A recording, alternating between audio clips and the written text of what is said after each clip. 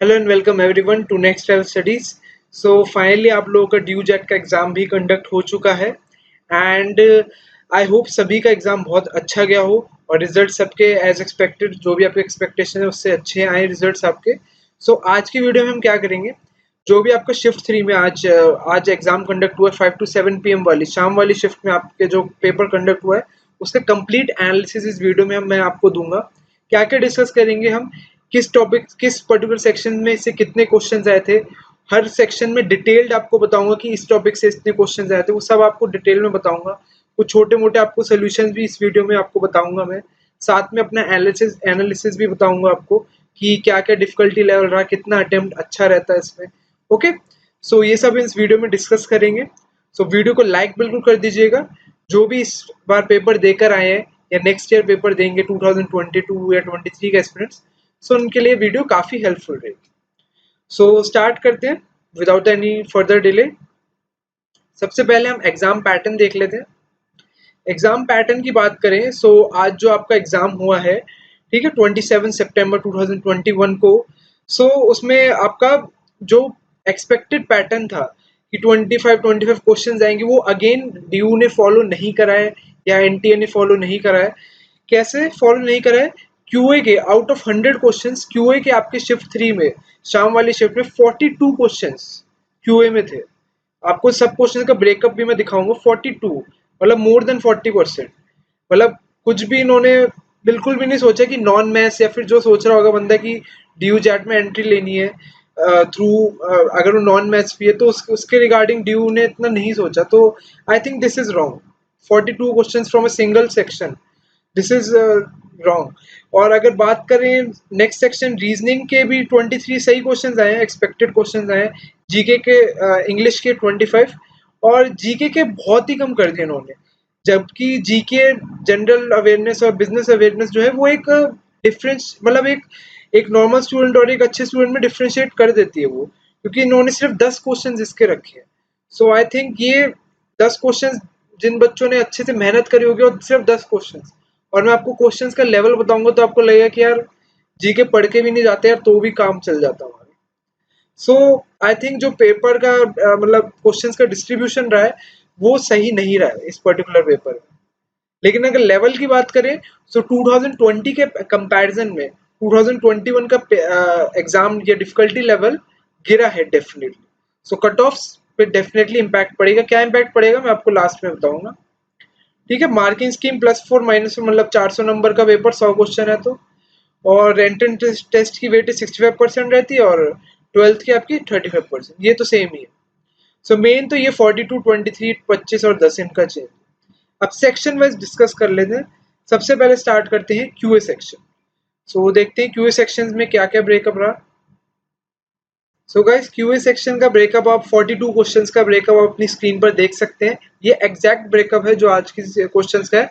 काफी स्टूडेंट से पता करने के बाद मैं यहाँ तक पहुंच पाया। सो अगर आप देखें नंबर सिस्टम में स्टार्ट से देख रहा हूँ। नंबर सिस्टम का एक ही क्वेश्चन आया था, रिमाइंडर थ्योरम से क्वेश्चन आया था जो कि काफी इजी था। उसमें क्वेश्चन में था कि नंबर्स हैं 5 6 7 8, ठीक है। इनको इनको डिवाइड करने, कोई नंबर है स्मॉलेस्ट नंबर बताने जिसको डिवाइड करने पे रिमाइंडर m-1 आता है। ये सारे नंबर्स m की डेफिनेशन थी। m की वैल्यूज 5 6 7 8 है, रिमाइंडर 5 6 मतलब m-1 आएगा हमेशा, मतलब 4 5 6 7 आएगा। सो उसका डायरेक्ट फॉर्मूला पता होता है, हमें इसका एलसीएम निकाल के -1 करना था, तो आंसर शायद 839 था इसका।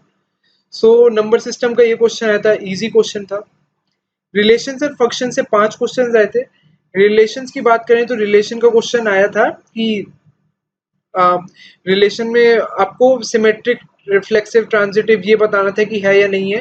तो क्वेश्चन था कि रिलेशन था n डिवाइड्स m। तो आप सबको पता है कि जब आप थोड़ा बहुत अपना एग्जाम्पल लेंगे तो आपको पता चल जाएगा कि रिफ्लेक्सिव और ट्रांजिटिव है, सिमेट्रिक नहीं है। सो रिलेशन से ये क्वेश्चंस आए थे। और फंक्शंस के दो क्वेश्चन तो काफी इजी आए थे। फंक्शंस में एक पूछा था ऑड फंक्शन की आइडेंटिफिकेशन पूछी थी आपसे, जो कि अगेन आपको डायरेक्ट फॉर्मूला पता होता है, वो बहुत आसानी से आइडेंटिफाई कर पा रहे थे। F of -x is equal to F of x, या ये आपको चेक करना था सिर्फ। तो वो चीजें काफी आसानी से हो गई थी हमारी ऑड फंक्शन। एंड एक और क्वेश्चन था कि एफ एक्स आपको एल एक्स प्लस एम दे रखा था और आपको F x plus two minus F two पूछा था और एफ टू आपको दे रखा था, एग्जैक्ट वैल्यू पता नहीं 0 या 2 दे रखा था। सो उसके बेसिस पे आपको एल और एम की वैल्यूज बतानी थी। तो ये अगेन इजी क्वेश्चन था, इसमें कुछ भी आपको मतलब नथिंग कॉम्प्लेक्स। ठीक है। और एक क्वेश्चन जो काफी टफ था ग्रेटेस्ट इंटीजर फंक्शन का, एक ग्रेटेस्ट इंटीजर फंक्शन का एक क्वेश्चन आया था पर्टिकुलरली फंक्शंस टॉपिक से, जो कि मुश्किल था काफी। ठीक है। वो क्वेश्चन की डिटेल मेरे को नहीं पता है, अगर आंसर की आ जाए तो मैं उसको आपको सॉल्व करवा के भी दिखा दूंगा। ट्रिगो पे आ जाते हैं। ट्रिगो से दो क्वेश्चन आए थे आपके। ट्रिगो से अगेन बहुत इजी क्वेश्चन आए थे। एक क्वेश्चन आया था कॉस थीटा आपको 0.35 दे रखा था, so cos pi minus theta पूछा था, बहुत इजी था। ठीक है। और उसके अलावा आपको 60 रेडियंस दे रखा था, इसको आपको डिग्री में कन्वर्ट करना था, अगेन बहुत इजी। ठीक है, वेरी इजी बोलूंगा मैं इसको। पीएनसी की बात करें, दो क्वेश्चंस आए थे आपके। एक तो आया था नंबर ऑफ हैंडशेक्स वाले पे आया था कि दो कुछ मैनेजमेंट के स्टूडेंट है, कुछ फाइनेंस के स्टूडेंट्स हैं, सो वो हैंडशेक करे। हैंडशेक में आपको सीधा पता है NC2 फॉर्मूला लगाते हैं, सो वो वाली चीज आ रही थी। और एक क्वेश्चन था जिसमें आपको टीम सिलेक्शन वाला था कि 18 क्रिकेट प्लेयर्स हैं, इसमें एक विकेट कीपर फिक्स है, सो आपको 11 की टीम सेलेक्ट करनी है, तो कितने बॉलर सेलेक्ट करो, कितने बैट्समैन सेलेक्ट करोगे।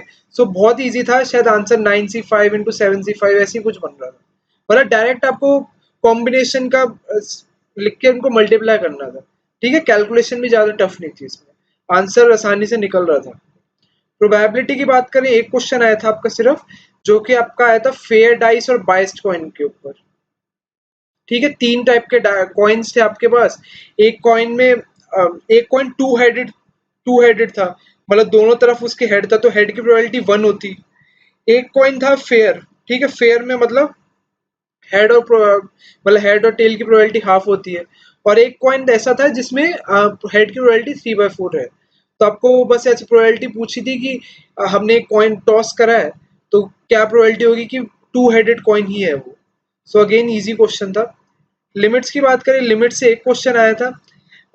एक क्वेश्चन था जो कि था √x+2 माइनस √2/x। ठीक है, लिमिट x टेंड्स टू 0 लगी हुई थी इस पे, तो वैल्यू बतानी थी। सिमिलरली हमने मतलब करे में ऐसे क्वेश्चंस काफी। सो इसमें एल हॉस्पिटल रूल लगाना था आपको, कुछ नहीं करना होता। एल हॉस्पिटल रूल लगाओगे, दोनों तरफ न्यूमरेटर डिनोमिनेटर को डिफरेंशिएट करोगे, आ जाएगा। एवरेज का एक क्वेश्चन आया था, वेरी इजी। ठीक है, ज्यादा पता भी नहीं चला और मतलब बता के आपको कंफ्यूज भी नहीं करना मुझे, मतलब इजी था बड़ा। स्ट्रेट लाइंस की बात करें, एक क्वेश्चन वो पैरामीट्रिक इक्वेशन आई थी कि x = 3 - t आया था और y = t+1 आया था। सो हमें बतानी थी स्लोप बतानी थी। तो पहले dx/dt निकालते, फिर dy/dt निकालते, बट डिवाइड करके dy/dx आ जाता, स्लोप आ जाती। सिंपल सिंपल इंटरेस्ट था। सिंपल इंटरेस्ट में फॉर्मूला बेस्ड कुछ नहीं था, एलिगेशन था कि हमने 12,000 जो है वो 20% पे लगाए हैं, कुछ और एक्स अमाउंट है वो 10% पे लगाया है, सो टोटल हम इन दोनों का मिला के 14% आ रहा है। तो सिंपल एलिगेशन लगाया करो ऐसे क्वेश्चन में, यहाँ 20 रखो या 10 रखो या 14 रखो, तो सिंपल आपके पास आ जाएगा दोनों में क्या क्या रखना है। ठीक है, तो ये वाला तो ऐसे हो जाएगा, प्रोपोर्शन से हो जाएगा। कैलकुलस से 6 क्वेश्चन आए थे। ठीक है, कैलकुलस मतलब इंटीग्रेशन डिफरेंशिएशन। सो इंटीग्रेशन में आपके डेफिनेट इंटीग्रेशन के काफी अच्छे क्वेश्चन आए थे। ठीक है, एक क्वेश्चन तो काफी टफ आया था। सो इंटीग्रेशन में अगर मैं आपको बताऊं, तो एक इजी क्वेश्चन जो आया था वो तो ये था कि x-1 था, x-1 की 0 to 4 लिमिट थी। ठीक है, सो इसका आपको बताना था क्या होगा, बस इसको इंटीग्रेट करके लिमिट पुट कर देते। ठीक है, और एक जो डिफिकल्ट वाला आया था वो ये आया था कि यहाँ पे आपको लिमिट्स भी दे रखी थी, शायद 2-3 लिमिट्स दे रखी थी। न्यूमरेटर में क्वाड्रेटिक इक्वेशन थी और डिनोमिनेटर में भी दो प्रोडक्ट्स थे आपको, जैसे x-2 और 4 - x। सो इन सब का ये करना था आपको, तो ये काफी थोड़ा सा टफ चैलेंजिंग क्वेश्चन हो जाता है स्टूडेंट्स के लिए। सो एग्जैक्ट क्वेश्चन क्या है वो अभी पता नहीं, वो एक बार आ जाए तो मैं आपको सॉल्व भी करवा दूंगा। सो ये क्वेश्चंस थे। उसके अलावा डिफरेंशिएशन के ऐसे क्वेश्चन थे कि tan inverse 1 plus cos x upon sine x, इसको हमें डेरिवेट करना था विद रिस्पेक्ट टू एक्स। सो ये क्वेश्चन था एक। So again tan inverse 1/1 plus x square होता है, इसको एक्स की जगह ये पुट करके फिर इसको दोबारा डेरिवेट करके आपको आंसर टिक करना था। और एक और चीज थी आपको मैं बताना भूल गया था। स्टूडेंट्स ने बताया था कि एक क्वेश्चन गलत था, इसका आंसर करेक्ट क्या था वो मैं आपको बता देता हूँ। जो क्वेश्चन गलत था वो वाला नोट तो करवाया था मेरे को, अभी मैं थोड़ी देर में आपको बताता हूँ। डीआई की बात करें, अभी वो मिस हो गया। डीआई के 4 क्वेश्चंस थे, ठीक है। एक ही था, आपको कोविड के एज वाइज डिस्ट्रीब्यूशन दे रखा था कि 0 to 9 की एज में इतने लोगों को है, तो उसका बार चार्ट दे रखा था। सो अगेन बहुत इजी क्वेश्चंस थे, नथिंग डिफिकल्ट, ठीक है। सिंपली आपको क्वेश्चन देखना था और कैलकुलेशन करनी थी, ज्यादा टफ कैलकुलेशन नहीं थी। एक क्वेश्चन था जिसमें बहुत क्लोज ऑप्शन थे, 91.1% और 91.2%, ये था। इसमें आपको थोड़ी कैलकुलेशन ज्यादा करनी पड़ जाती, लेकिन डीआई इजी आई थी आपकी, ठीक है। क्वाड्रेटिक इक्वेशन के 2 क्वेश्चन आए थे आपके। एक क्वेश्चन तो simply product of root alpha beta, दो जैसे दे रखे थे आपको, एक इक्वेशन के रूट्स दे रखे थे, आपको alpha plus 1 into beta plus 1 बताना था। सो ये अगेन बहुत ईजी था। और एक दूसरा क्वेश्चन था, वो क्वाड्रेटिक इक्वेशन का तो नहीं कह सकते, जनरल पॉलिनोमियल्स का कह सकते हैं। वो क्वेश्चन था कि जैसे आपको दे रखा था कि a0 plus a1/2 plus a2/3 up to ये इसका सम a n upon n plus 1, ये आपको 0 दे रखा है, ठीक है। सो आपसे पूछा था कि अगर कोई इक्वेशन है a0 plus a1x plus a2x² up to an xn, so ये अगर कोई इक्वेशन है इज इक्वल टू 0, सो इस इक्वेशन के रूट्स कौन सी रेंज में लाई करेंगे। सो उसका सबसे क्वेश्चन देखने में टफ लग रहा था, लेकिन करने में बहुत इजी था।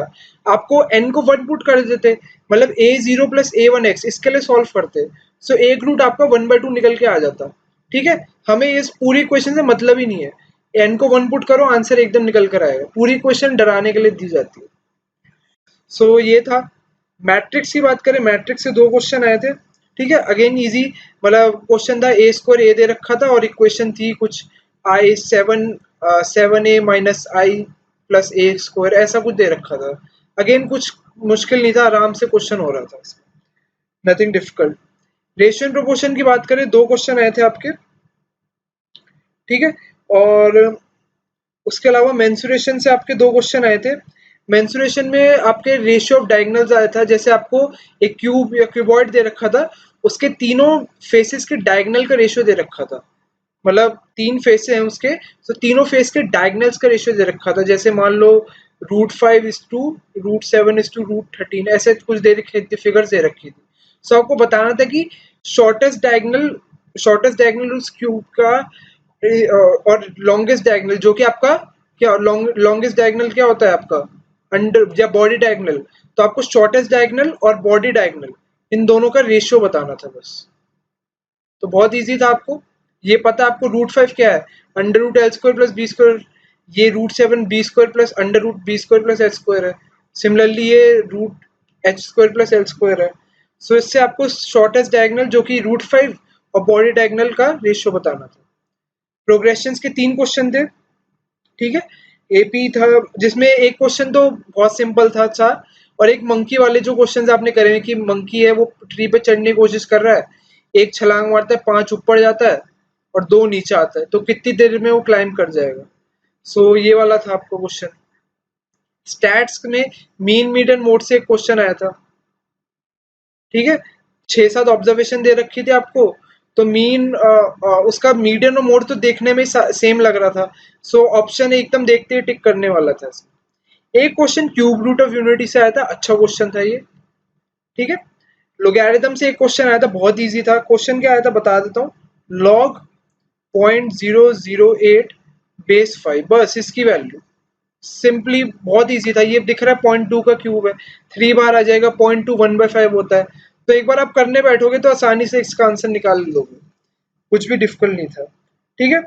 और परसेंटेज की बात करें तो अगेन परसेंटेज में ऐसे क्वेश्चन थे जिसमें एलिगेशन डायरेक्ट पुट हो रहा था।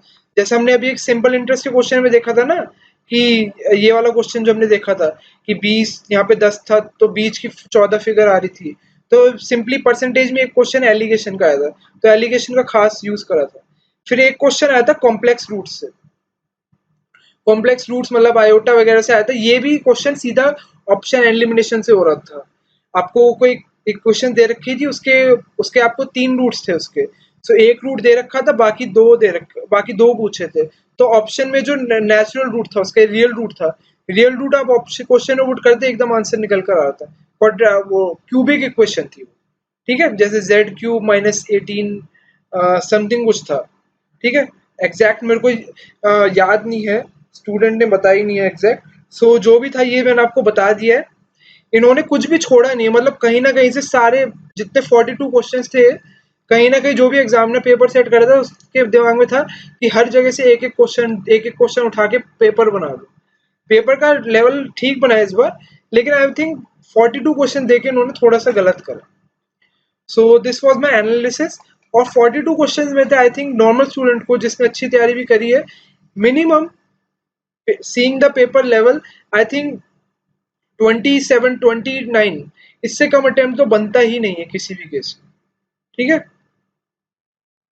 इतना अटेम्प्ट तो बनता ही बनता है, क्योंकि पेपर लेवल कुछ मतलब अगर कैलकुलस के कुछ क्वेश्चंस छोड़ दोगे और क्यूब रूट ऑफ यूनिटी वगैरह के, अगर कॉन्सेप्ट नहीं पता, कॉन्सेप्ट पता है तो कोई दिक्कत नहीं है, मतलब कुछ कुछ चीजें नहीं पता तो इन चीज को छोड़ दोगे तो पेपर क्यूए का इस बार आसान था लास्ट ईयर के कंपेरिजन।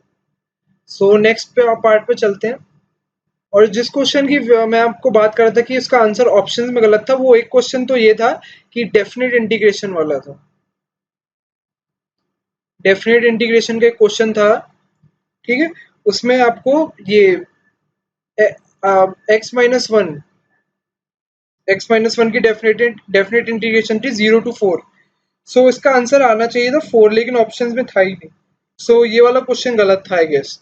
ठीक है, आई एम नॉट श्योर, अगर जो स्टूडेंट्स पेपर देकर आए अच्छे से, वो एक बार कमेंट्स में बता दीजिएगा कि ये क्वेश्चन एक्चुअल में गलत था या नहीं। ठीक है, और भी कुछ करेक्शन थी तो कमेंट से बता दीजिएगा, ताकि सारे कैंडिडेट्स को पता चल जाए। सो नेक्स्ट सेक्शन पे चलते हैं। So guys, logical reasoning section से आपके 23 क्वेश्चंस आए थे। ठीक है, सो 23 क्वेश्चंस का ब्रेकअप आप अपनी स्क्रीन पे देख सकते हैं। सो सिलोजिज्म्स के 3 क्वेश्चंस आए थे जो कि इजी थे। 2 क्वेश्चंस तो बिल्कुल डायरेक्ट थे और एक नेगेटिव स्टेटमेंट पे था, नॉट वाले पे, कि all airplanes are not part of ship, और इस पे था। ठीक है, थोड़ा नॉट वाले पार्ट जो क्वेश्चंस होते हैं, नेगेशन वाले जो सिलोजिज्म होते हैं, वो थोड़े से ट्रिकी होते हैं। ठीक है, 2 तो बहुत इजी थे, एक में थोड़ा सा ट्रिकी था। पजल एक आया था एज बेस्ड वाला, जो कि जिसमें आपको ऑर्डर अरेंज करना था कि 5 कजन्स दे रखे थे आपको, उसमें कौन एल्डर है, कौन किसकी डबल एज का, कौन हाफ एज का है। तो उसी से 3 क्वेश्चन आए थे, तो ये भी बहुत वेरी इजी कैटेगरी में मैं डालूंगा। ठीक है, डायरेक्शन से अगेन 3 क्वेश्चन आए थे। ध्यान से अच्छे से डायग्राम बनाओगे तो आराम से आपके 3 क्वेश्चन पूरे पूरे निकल रहे थे। ठीक है, कोडिंग से एक क्वेश्चन आया था।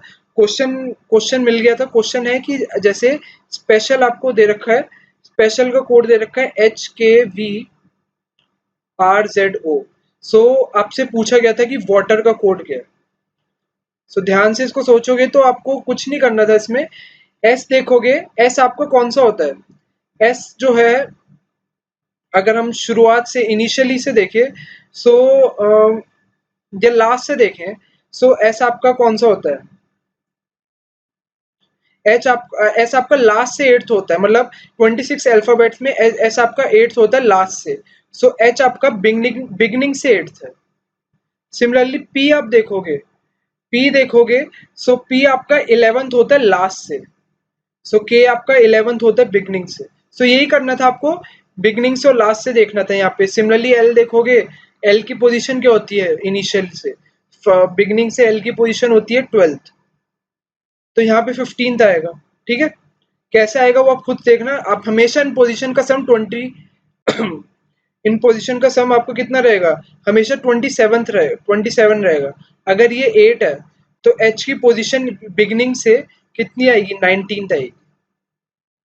ये 11th है तो बिगनिंग से तो या एंड से इसकी पोजीशन 16th आएगी। ठीक है, पोजीशंस का ये एडिशन होता है, ये आप थोड़ा लॉजिक आप खुद लगाओगे हो जाएगा, इसमें डिफिकल्ट कुछ नहीं था। स्टेटमेंट कंक्लूजन के 3 क्वेश्चन आए थे। ठीक है, क्लॉक्स का आपका एक क्वेश्चन आया था। क्वेश्चन ये था कि जैसे 9 PM है घड़ी में, तो उसमें अगर आर एंड नॉर्थ ईस्ट की तरफ फेस कर रहा है तो 8:30 के टाइम पे मिनट हैंड किस डायरेक्शन में फेस करेगा। ठीक है, सो आसानी से आप कर सकते थे इसको, एक क्लॉक बनाते हैं उसमें डायरेक्शंस लिख देते हैं कि अगर 9 PM पे आर एंड हमारा जो कि ये है, ये नॉर्थ ईस्ट है, इसके बेसिस पे सारे मार्क कर देते, ये नॉर्थ ईस्ट है तो कौन सा नॉर्थ होगा कौन सा ईस्ट होगा, और सारी लेबलिंग हो जाती तो आसानी से हो जाता। पजल एक अरेंजमेंट में आया था कि 6 रूम्स है और 8 बंदे आपके पास। ठीक है, तो उनको अरेंज करना था, कुछ मेल्स है कुछ फीमेल्स है, मेल फीमेल के साथ नहीं रहेंगी, ऐसे आपको था। तो ये कॉम्बिनेशन था, आसान था। सीक्वेंस में एक क्वेश्चन आया था आपको, और मिसिंग सीरीज से 4 क्वेश्चंस आए थे। सो एक दो क्वेश्चंस है इसके पास मेरे। सो क्वेश्चन क्या था, जैसे एक सीरीज थी 1, 3, 6, 11, 18, 29, अगली नंबर क्या होगा। तो देखोगे तो आप प्राइम नंबर का डिफरेंस आ रहा है, ये 2 है, यहाँ पे 3 है, ये 5 है, ये 7 है, ये 11 है। सो 2, 3, 5, 7, 11 क्या है, सारे प्राइम है, तो अगला 13 का गैप होगा, तो आंसर 42 है। एक क्वेश्चन था कि -1, 6, 25, ये नंबर मिसिंग है और ये 123। ठीक है, सो इसमें करोगे ध्यान से, लॉजिक देखोगे तो क्या बनेगा। अगर देखोगे तो ये 1³ - 1 है, ये 1³ - 2 है, सॉरी हाँ, ये 2³ - 2 है, ये 3³ - 2 है, और ये 5³ - 2 है। तो x क्या होगा, 4³ - 2 मतलब 62, तो आंसर इसका था 62। और एक और क्वेश्चन था आपका, वो था 0x18 48 100। तो इसका देखोगे तो इसका था, ये जैसे 0 हो गया 1³ - 1 स्क्वायर, ये हो गया आपका 3³ - 3 स्क्वायर, ये हो गया 4³ - 4 स्क्वायर, सो ये हो गया 5³ - 5 स्क्वायर 100। सो एक्स क्या होगा, 2³ - 2 स्क्वायर मतलब 8 - 4, तो आंसर एक्स की यहाँ पे 4 आना था। सो ये कुछ थी सीरीज आई थी जो मैंने आपको सॉल्व करवा भी दी है। सिटिंग अरेंजमेंट का एक क्वेश्चन आया था सिंपल। डेटा सफिशिएंसी का भी एक ही क्वेश्चन आया था, जिसमें आपको बताना था कि कुछ स्टेटमेंट दे रखी थी कि तीन, मतलब कोई स्टेटमेंट दे दी कि ये है ये सिटिंग अरेंजमेंट है, तो आपको किन किन स्टेटमेंट सफिशिएंट होगी। तो 3 स्टेटमेंट दे रखी थी, अगर पहले और तीसरे से आंसर निकल रहा है तो ये दोनों सफिशिएंट है, तो आंसर फर्स्ट और 3 का था शायद। सो ये क्वेश्चन थे आपके। सो लॉजिकल रीजनिंग में से 23 क्वेश्चंस में से अगर मान लूं मैं कि थोड़ा आप इसमें सीरीज में पैटर्न आइडेंटिफाई नहीं कर पाए, और कौन सा था आपका डिफिकल्ट, चलो क्लॉक्स या स्टेटमेंट कंक्लूजन में भी गलतियां हो जाती है जनरली, हमें जो सही लगता है वो निकलता नहीं है कभी कभी बार। सो 2-4 क्वेश्चन में निकाल भी लूँ तो मतलब इसमें भी 16-17 तो यार करने बनते हैं, 16-17 तो इसमें आराम से कर सकते थे लॉजिकल रीजनिंग सेक्शन। सो ऐसा सेक्शन ये आया था। ठीक है, एट पार था लास्ट ईयर, मतलब इसमें कुछ ज्यादा कुछ था नहीं। सो ये तो एट पार कहूंगा, मैथ्स थोड़ी सी कम लेवल हुई थी, एलआर तो सेम लेवल की आई थी। नेक्स्ट सेक्शन में चलते हैं,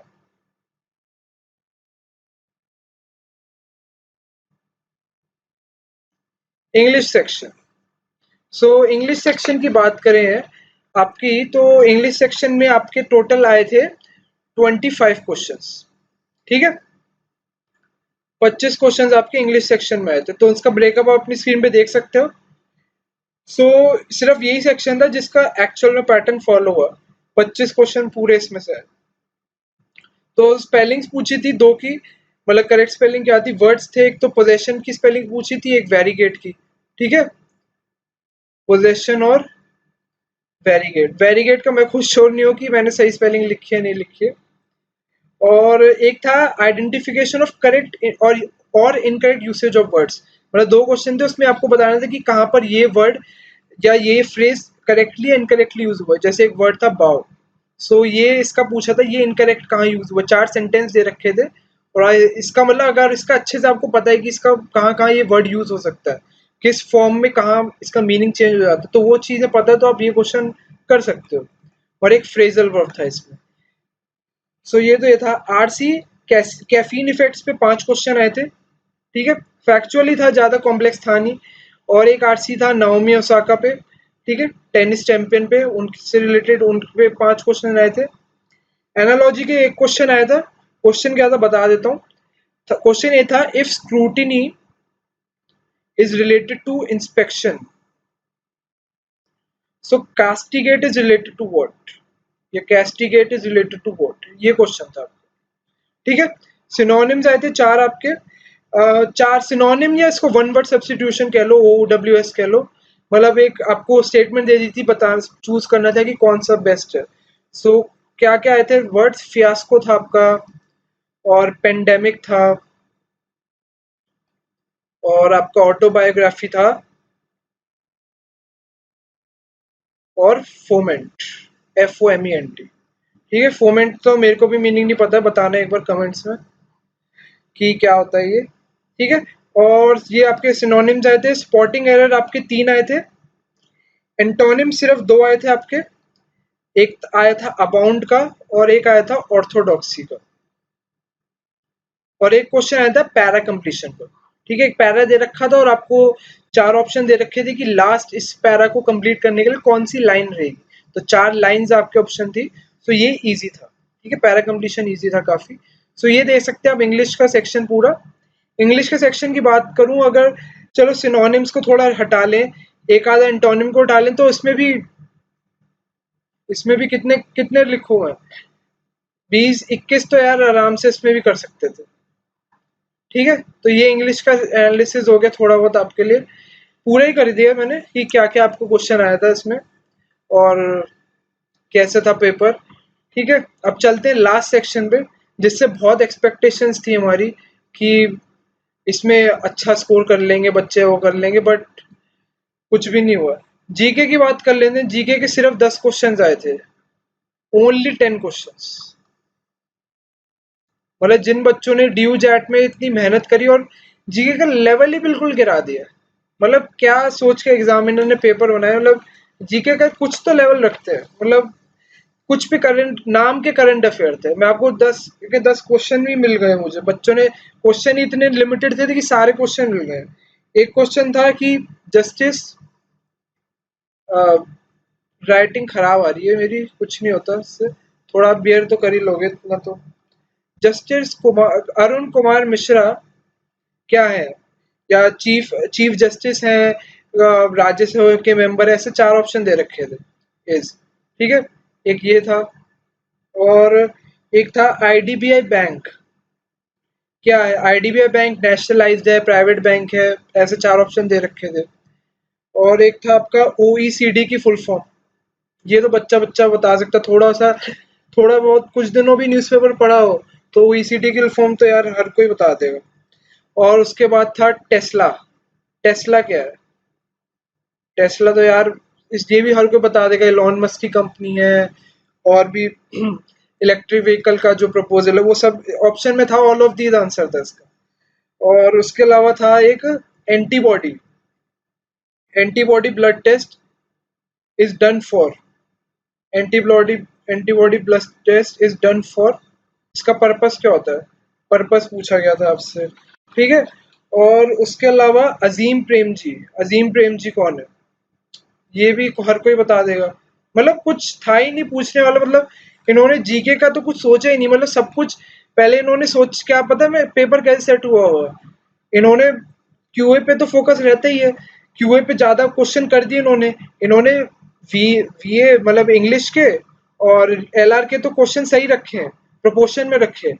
क्यूए ज्यादा इतनी कर दी कि लास्ट में इनको याद आ रहा है जीके सेक्शन भी तो भरना है, जीके सेक्शन भी हमने नोटिफिकेशन में डाला है, तो जीके के कुछ क्वेश्चन तो दे दो, तो उठा के कुछ भी दे दिया। मतलब कोई सेंस नहीं, मतलब जिसने जीके पढ़ी है, या जो जीके मतलब सोच रहा था कि अच्छे स्कोर करूंगा, उसका तो हो गया, क्या करे। अजीम प्रेम जी के पूछा था क्या है। ठीक है, सबको पता है किसके सीईओ हैं, कौन सी बढ़िया कंपनी के हैं। और एक पूछा था मनरेगा, मनरेगा क्या है, ये भी सबको पता है, रूरल एम्प्लॉयमेंट के लिए होता है। और पूछा था नरेंद्र मोदी जी का क्रिकेट स्टेडियम जो है उसकी सीटिंग कैपेसिटी कितनी है। ठीक है, ये आपका 8 हो गया, Narendra Modi cricket stadium seating capacity. और उसके अलावा और क्या क्वेश्चन थे आपके, और था ओम बिरला, ओम बिरला जी कौन है, ये भी थोड़ा बहुत बेसिक पढ़ रहे हैं, 1-2 साल से पढ़ रहे हो तो आराम से कर लोगे। और नेशनल मेन फुटबॉल टीम का captain, captain of national main football team. अब आप क्वेश्चन सारे मैंने आपके सामने लिख दिए 10 के 10। अब आप सारे क्वेश्चन देखो और पढ़ो कि क्या इन 10 क्वेश्चंस को, मतलब इन 10 क्वेश्चंस के लिए क्या हमें एक्स्ट्रा नॉलेज की जरूरत थी, क्या हमने जो इतनी जीके पढ़ी क्या उसका कोई यूज आया, नहीं आया ना। सो आई डोंट थिंक इन्होंने पेपर मतलब अच्छा बनाया, पेपर सेट अच्छा हुआ है। So this was my review guys. So सब पूरा पेपर खोल के रख दिया आपके सामने, आप अपने लेवल भी जज कर सकते हैं कि कहाँ कितने पानी है, सबको पता है ये जो पेपर देकर आए हैं। अब अगर बात करें, इसमें तो मैं अटेम्प्ट की बात ही नहीं कर रहा, जीके में कितना अच्छा अटेम्प्ट कितना बेकार अटेम्प्ट। अब बात कर लेते हैं कि बढ़िया स्कोर क्या होता है, गुड अटेम्प्ट कितना है, एक अच्छा स्कोर क्या रहेगा। 400 नंबर में से बात करें तो लास्ट ईयर से डेफिनेटली पेपर इजी आया, ठीक है, इसमें अनडाउटेडली कोई भी बता सकता है। शिफ्ट जो मॉर्निंग वाली शिफ्ट थी 12:30 to 2:30 वाली, वो वाली शिफ्ट का एनालिसिस अभी मैंने पूरा देखा नहीं है, या मतलब अभी उसका एनालिसिस अच्छे से आया नहीं है मेरे पास।